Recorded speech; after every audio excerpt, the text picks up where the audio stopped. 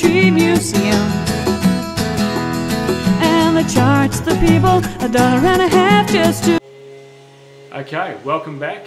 It's the Green Man here, Tim Lamb. Today, as you can see, we've got something very exciting. That is suburban on-site timber milling. Turning your trees into timber that you can use in your own backyard. I won't muck around with talking too much today. Just sit back and enjoy the video.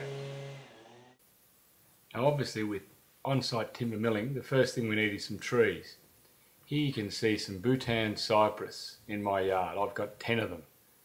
Now I got my son Paddy to help me measure to make sure that they are okay size-wise and I didn't need council permission. I got the guys from Aardvark Trees to cut down my trees. As you can see, it's fairly hairy work. You've got a guy up there tied onto a tree with a rope, with a chainsaw on the end of another rope. It took them about 3.5 days to get down 10 metre bhutan cypress. Now what we were left with, as you can see in the next picture, is a series of 3 metre lengths or so of tree trunks, which I then intend to mill into timber.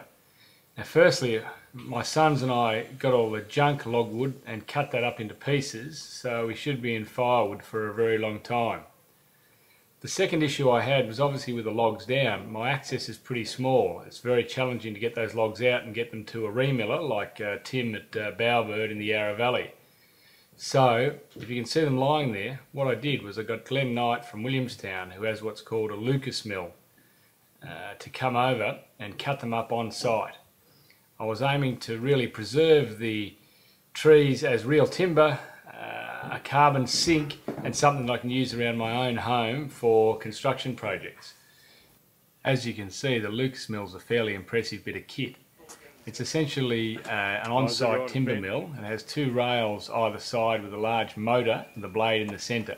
You essentially position the log ideally in the middle of those 2 rails and then run it up and down, cutting out your specification of the sort of timber that you want.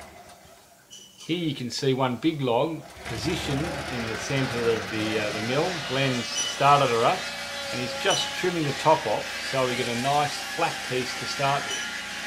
You can see it runs horizontally on the way forward and then he'll rip it back vertically to cut out that piece. Now I've got to say it's a pretty enjoyable process and pretty fun doing this sort of work in your suburban backyard.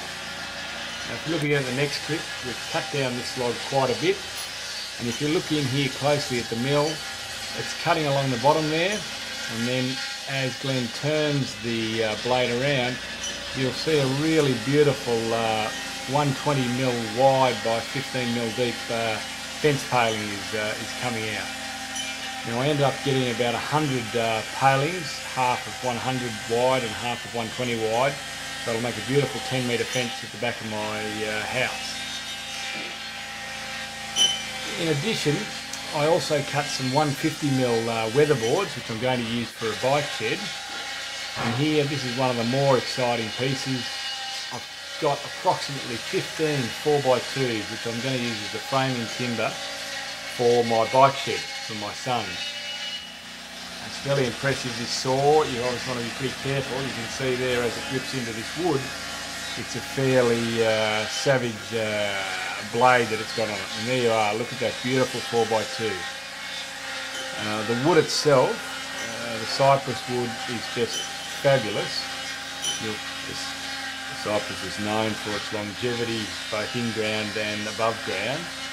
And if you have a look at the timber in the next few slides, you'll see the grain on it is just absolutely fantastic. And it'll be a delight to have that sort of wood either in your home or outdoors. Given it is a softwood, it's very easy to work with. And you can see how attractive both the fence and the bike shed that I'm going to build will look with this sort of timber, especially once it greys off a little bit.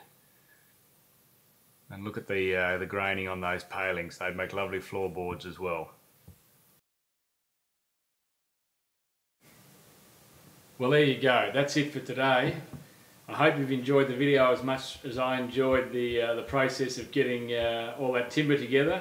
And look, next time you're cutting down some trees in your backyard, have a think about milling it into some timber that you or someone else can use for whatever project it might suit.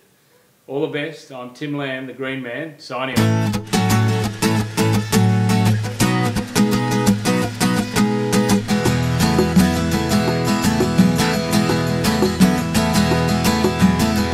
Paradise, put up a parking lot with a pink hotel, a boutique and a swinging hot spot. Don't it always seem to go that you don't know what you've got till it's gone? They paid paradise, put up a parking lot.